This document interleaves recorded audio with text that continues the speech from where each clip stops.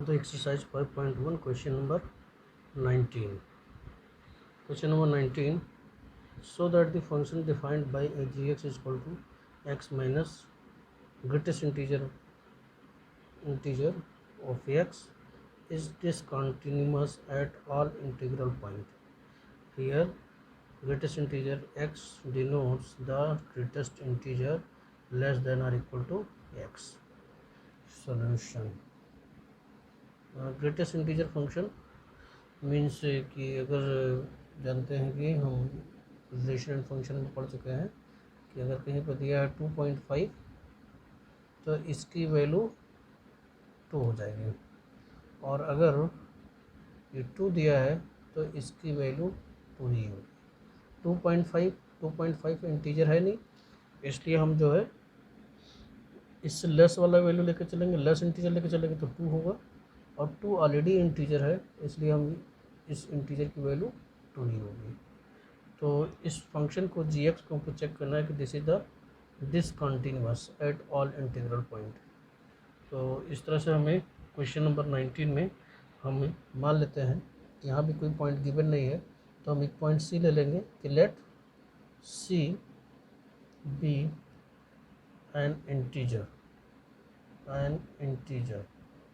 अगर इंटीजर लेते हैं तो at x is equal to c, अगर हम निकालते हैं लेफ्ट हैंड लिमिट, तो left hand limit x tends to c negative of gx और limit s tends to 0, and this you can write it g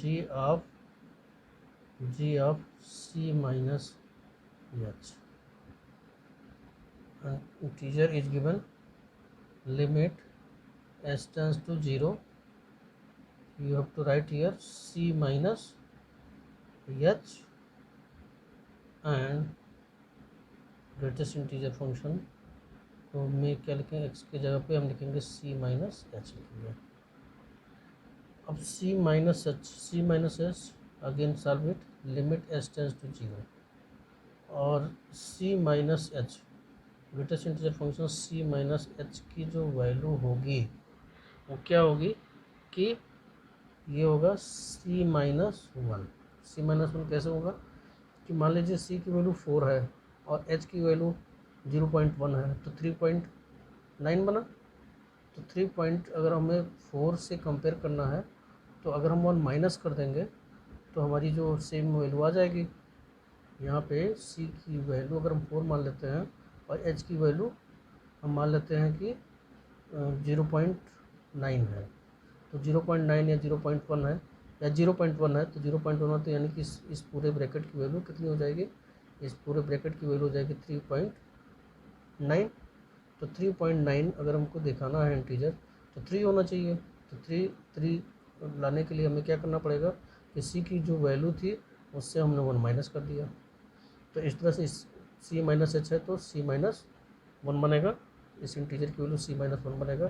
तो इसमें अगर हम सॉल्व करते हैं तो c माइनस h और माइनस c माइनस 1, इसकी जगह हम c माइनस 1 लिखेंगे। तो अगेन सॉल्व इट, लिमिट, अच्छा if you are putting the limit s tends to 0, तो then you get this c minus 0 minus c plus 1, minus c plus c can be cancelled, then that will be the 1. 1 here, left limit is 1. Now take the right hand limit, limit x tends to c positive of gx, and this you can write limit s tends to 0 g of c plus h, and put the value of function limit s tends to 0, and here c plus h, in place of x you have to write the c plus h minus c plus h। अब अगर हम c plus h की value find करते हैं तो c plus H, greatest integer of c plus h, तो इसकी value कितनी हो जाएगी? अगर हम c प्लस एच लेके चलते हैं तो मान ली h की वैल्यू 0.1 है और c की वैल्यू 4 है, तो यानी कि 4.1 बना, और 4.1 से लेस कौन सा इंटीजर आएगा? 4 आएगा, इट मीन c बनेगा। तो इस तरह से अगर इसको हम सॉल्व करते हैं तो लिमिट s टेंस टू 0, और ये क्या बनेगा? c plus H minus c, इसकी वैल्यू c हो जाएगी, और यहाँ से c कैंसिल हो जाएगा। इस तरह से अगर हम लिमिट पुट करते हैं तो 0 हो जाएगा। तो since left hand limit is not equal to right hand limit, therefore gx is not continuous, gx is not continuous at all integral value of all integral point, तो this question very important question. तो इसको हमें यहाँ पे दिखाना था कि ये डिसकंटिन्यूअस है एट ऑल इंटीग्रल पॉइंट, तो since left hand limit is not equal to right hand limit, therefore gx is not continuous at all integral point. Now the question number 21, there are 4 parts, तो I am solving the only 1 parts. तो first part, that fx is equal to sin x plus cos x is given, and you discuss the continuity of sin x plus cos x. So in the same way, here no point is given, so again take the element c is the element of R, let x is equal to c is the element of R। तो left hand limit find करते हैं। Limit s tends to 0 and f of c minus h, और if you are putting limit s tends to 0 sine c minus h plus cos c minus h, so this is the function। अब c minus h, this you can write it, limit s tends to 0, which is written in the form of sin a cos b, sin a minus b का form लगेगा तो क्या बनता है? sin a, तो that is sin c cos h minus cos c sin h plus cos c minus h, again cos c minus b लगाना है यहाँ पे, तो cos c cos h plus sin c sin h। अब again solve this, sin cos c sin h, तो यहाँ पर हम देख रहे हैं sin c cos c कोई वो नहीं है, इसमें अगर हम लिमिट पुट कर देते हैं, s टेंस टू 0 पुट कर दें तो क्या बनेगा? sin c cos h मतलब कि cos 0 minus cos c sin 0 plus cos c cos 0 और plus sin c sin 0। Put the value of cos 0 means 1, तो 1 इंटू sin c में that is sin c minus sin 0 मतलब 0, तो 0 into cos c means 0, it means 0 plus cos c into cos 0, तो cos 0 means 1 is multiplied by cos c, then you get the cos c plus sin c sin 0 equal to 0, 0 is multiplied with sin c, then you get the 0, तो then you get the sin c plus cos c। So this is the left hand limit. Again take the right hand limit, तो limit s tends to 0 f of c plus h, then limit h tends to zero, और f c plus h means sine c plus h plus cos c plus h. तो again simplify it, limit h tends to zero, sine a cos b, तो sine c cos h और plus cos c sine h, plus cos a plus b का formula लगाना है। Cos a plus b का formula क्या बनता है? Cos ए cos c cos c cos h और minus sine c sine H. इस तरह से अगर हम लिमिट पुट करते हैं तो बनेगा sine c cos zero plus cos c sine zero and plus cos c cos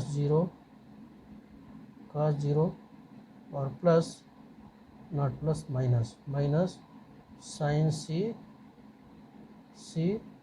sine zero. और if you are cos 0 means 1, so then you get the sin c.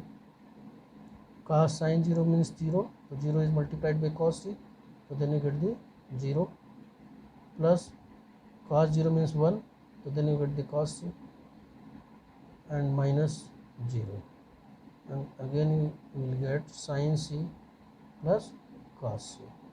Now the function fc is equal to sin c plus cos c.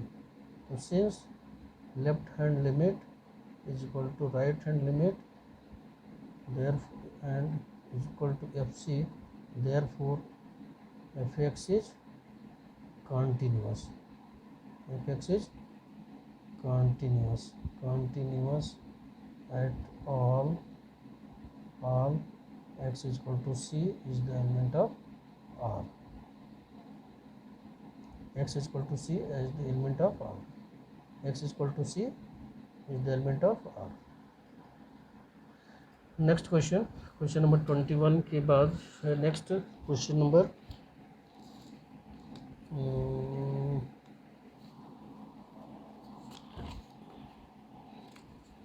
24। Question number 21 के बाद question number 24 लिख चलेंगे और next question number 24। Question number 24, in question number 24 determine if f defined by इतना, दिया हुआ function is continuous function check करना है। तो यहाँ पे देख रहे हैं कि x is not equal to zero, अगर x not equal to zero है तो किसके हो गए? x is less than, x is greater than और x इज़ लेस देन, दोनों के लिए सेम फंक्शन आएगा और x इक्वल टू जीरो के लिए जीरो आएगा। तो यहाँ भी लेफ्ट हैंड लिमिट निकालेंगे, जहाँ पे x टेंस टू जीरो पर अगर हम निकालना है तो x tends to zero negative of fx, इसको हम इस तरह से चेंज कर सकते हैं, limit h tends to zero f of zero minus n. और इसको हम ले सकते हैं कि जब हम limit h tends to zero put करेंगे तो हमारा ये फंक्शन आएगा, यानी x के प्लेस पे क्या लिखेंगे? जीरो माइनस एच का whole square plus sine 1/0 minus h, on this you can write it minus limit h tends to zero, minus के स्क्वायर करेंगे तो h आएगा और साइन माइनस 1/h आएगा, तो sine minus theta is equal to minus sine theta बनता है। तो इसलिए हम इस साइन माइनस को यहाँ ले लिए और ये 1/h पॉजिटिव हो गया। तो इस तरह से जो है ये वैल्यू आएगी। अब हम देखते हैं कि sine 1/h lies between -1 and 1, sine theta is lies between -1 and 1। तो in the same way sine 1/h lies between the -1 and 1, तो इट मीन्स कि साइन की वैल्यू -1 और 1 के बीच में कुछ ना कुछ फाइनाइट वैल्यू होगी। और अगर हम उसमें किसी फाइनाइट वैल्यू में एच स्क्वायर मतलब अगर h tends to zero put करेंगे तो मल्टीप्लाई करने कितना आ जाएगा, यानी इस पूरे की वैल्यू इस टेंस टू जीरो होगा if s tends to zero. अगर s tends to zero put कर देते हैं तो ये पूरा क्या आ जाएगा? जीरो आ जाएगा। इस तरह से ये लेफ्ट लिमिट कितना बन जाएगा? Zero. Similarly right hand limit को लेकर चलेंगे तो लिमिट में राइट हैंड लिमिट में सेम वही limit as tends to zero, zero plus h लेकर चलेंगे। यहाँ भी limit as tends to zero, zero plus h का whole square sine 1/0 plus h. इस तरह से अगर इसको हम सिंप्लीफाई करेंगे तो then again you get the h square sine 1/h।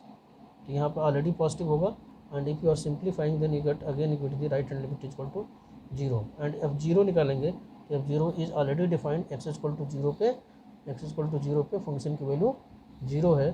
तो हम we are seeing that left hand side is equal to right hand side and the value of the function at 0 is equal to 0, therefore f is continuous at x equal to 0। हम जानते हैं कि अगर left hand limit और right hand limit और and limit at A point तीनों same है तो हम कहेंगे फंक्शन क्या है, कंटिन्यूअस है, इसलिए कंटिन्यूअस है। Next question number 26 question number 26 है। इसमें हमको क्या है कि we have find the value of k so that the function f is continuous at the indicated point। तो इंडिकेटेड पॉइंट यहाँ पे क्या है, x equal to pi by 2 पे हमको चेक करना है ये कि कंटिन्यूस है कि नहीं है। तो यहाँ x not equal to pi by 2 लिया है, यानी कि लेस देन के लिए भी सही फंक्शन आएगा, लेस देन पाई बाई 2, और greater than x is greater than pi by 2 के लिए भी यही फंक्शन आएगा, और x equal to pi by 2 पे ये 3 आता है। तो हम यहाँ पे इसको चेक करेंगे। तो सबसे पहले लेके चलेंगे at x is equal to pi by 2। अगर हम पाई बाई 2 पर लेके चलते हैं तो हमारा लेफ्ट लिमिट क्या बनेगा, लिमिट s टेंस टू 0 पे आप डायरेक्ट लिखते हैं, limit s tends to 0 f of pi by 2 minus h, और this you can write limit s tends to 0 k cos pi by 2 minus h upon pi minus 2, that is pi by 2 minus h this time, and if you are simplifying this then you get the limit s tends to 0 k cos 90 minus theta pi by 2 minus theta, that is sin theta, it means k sin h upon pi if you are open this bracket then you get the pi cancel हो जाएगा, यहाँ पे 2h आ जाएगा, 2h, then you get the 2h, and this you can write it k by 2 and limit s tends to 0 sine h upon h। और as you know कि अगर ऐसा कहीं दिया हुआ है sine h upon h, limit s tends to 0 दिया है तो उसकी वैल्यू 1 होती है, इसलिए क्या बन जाएगा k बाई 2 मल्टीप्लाइड बाई 1, तो दैट इज k बाई 2। तो लेफ्ट लिमिट क्या आ गया, k बाई 2। ऐसे हमको राइट लिमिट फाइंड करना है। तो राइट लिमिट पे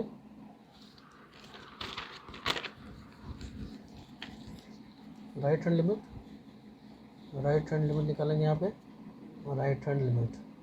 तो limit s tends to 0 f of हम किस पे निकाल रहे हैं, तो फंक्शन की वैल्यू पाई बाई 2, तो f of pi by 2 plus h, that is limit s tends to 0, और इसको लिखेंगे कितना, k cos pi by 2 plus h upon pi minus 2x, तो पाई माइनस 2x के पे लिखेंगे pi by 2 plus h this type. You are solving it, limit s tends to 0, तो k cos pi by 2 plus h यानी कि cos 90 plus theta, और cos 90 plus theta is equal to किसके बनता है, माइनस साइन थीटा बनता है। तो इसी को चेंज करेंगे तो यहाँ पे माइनस ले लिया, माइनस साइन हो गया, माइनस साइन h थीटा की जगह पे इसलिए अपॉन, अगर हम इसको सॉल्व करते हैं तो यहाँ से पाई कट जाएगा और ये 2 से मल्टीप्लाई होगा यहाँ पे, तो माइनस 2h आ जाएगा, माइनस 2h। अब ये माइनस इस माइनस से कैंसिल हो जाएगा, तो इस तरह से यहाँ पे सेम ऐसे यहाँ भी आ रहा है, limit s tends to 0 k by 2 sine h upon h, और ऐसे लिख सकते हैं कि k बाई 2 को बाहर कर लिया और लिमिट ये लिख दिया s टेंस टू 0 और साइन h अपॉन h, तो इतने की value 1, that is k by 2, since limit x tends to 0 sine x upon x is equal to 1। तो इस तरह से राइट हैंड लिमिट आ गया। अब फंक्शन एट लिमिट, तो एफ ऑफ पाई बाई 2 के आगे बना है, तो f of pi by 2 is given how much? Pi by 2 is given 3. So since fx is continuous, therefore left hand limit is equal to right hand limit is equal to f of pi by 2, that is k by 2 is equal to 3. or if you are simplifying, the k by 2 is equal to 3 or k is equal to 6. So k is equal to 6 is the answer. K is equal to 6 is the answer. Now question number 13. Solution.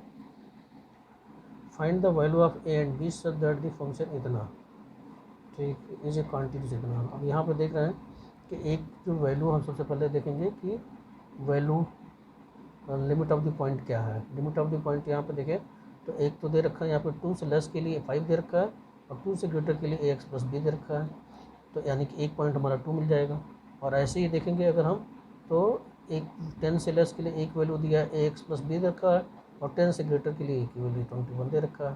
तो हमें भी 2 value मिल जाएगी यहाँ पे. तो हमें निकालना है 2 और 10 पे निकालना है. तो सबसे पहले हम निकालेंगे किस पे, at x is equal to 2. तो लेफ्ट हैंड लिमिट निकालेंगे तो limit s tends to 0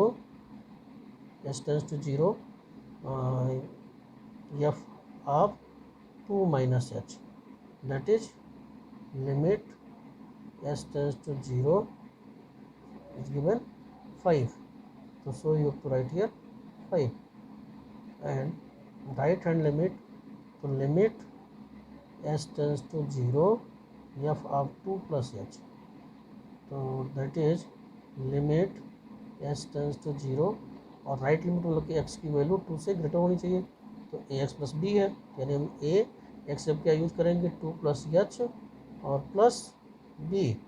It means if you are simplifying, if you are putting the limit, then you get the 2a plus b. Now this is the 2a plus b. अब दूसरा हमको find करना है कि f2 अगर निकालते हैं तो f2 पे इसकी वैल्यू 5 है. तो therefore left hand limit is equal to right hand limit at f2. Therefore left hand limit is given 5, right hand limit is given 2a plus b, and f2 is also given 5, means we will get 2a plus b is equal to 5. This is the first equation. Now at x is equal to 10 निकालेंगे. तो x equal to 10 निकालेंगे left hand limit. अगर हम left hand limit निकालते हैं तो बनेगा limit s tends to 0 f of 10 minus h, that is 10 minus मतलब 10 से छोटा फंक्शन. तो लिमिट s टेंस टू 0, 10 से छोटा फंक्शन कौन सा हमारा ax प्लस बी, यानी a 10 minus h plus b. और if you are putting the limit s tends to 0, तो then you get the 10a plus b. And right hand limit निकालेंगे तो limit s tends to 0 f of 10 plus h, that is limit s tends to 0. ये right hand limit is given 21, तो you have to write the 21, that is 21. तो since function is continuous, therefore left hand limit is equal to right hand limit. It means 10a plus b is equal to 21. So this is the second equation.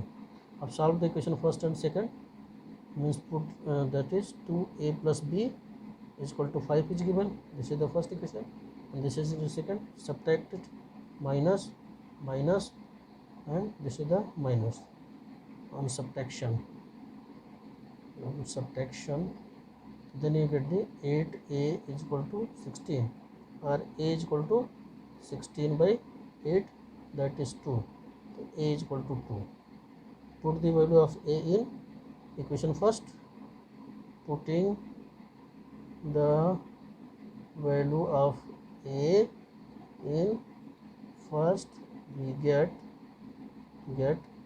2 into 2 plus b is equal to 5, and this is the b is equal to 1. So this is the answer, a और b, a is equal to 2 and b is equal to 5.